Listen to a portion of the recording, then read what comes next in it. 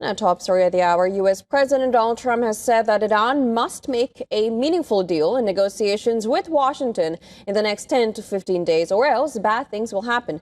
Well, Trump's latest threat comes as U.S. deployed more warships, fighter jets, and other military hardware in the region.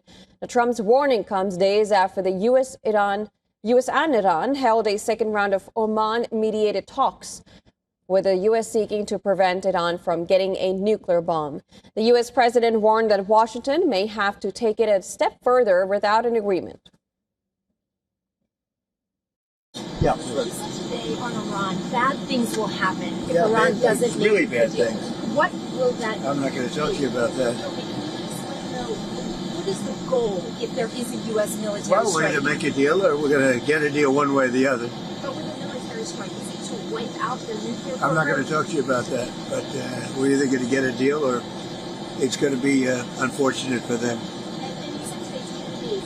Give them a deadline firm to make a deal? I would think that would be enough time, 10, 15 days, pretty much maximum.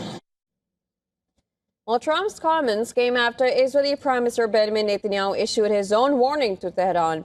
Netanyahu said that Israel will retaliate forcefully against Iran if it launches an attack on Israel.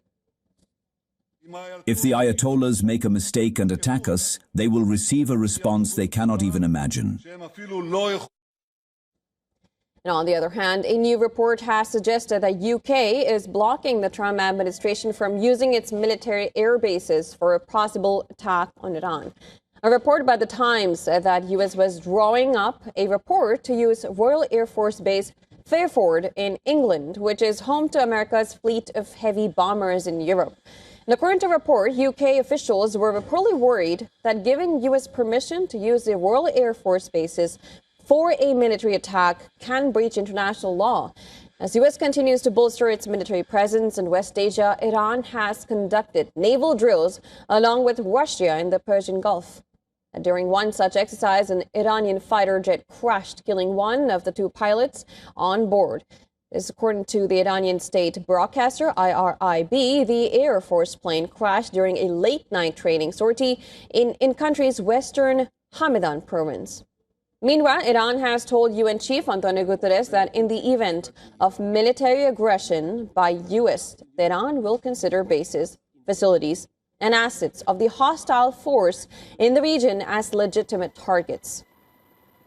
In a letter to the UN Secretary General, Iran's permanent mission said that Trump's rhetoric towards Iran signaled a risk of military aggression. It further read that Iran was not seeking a war.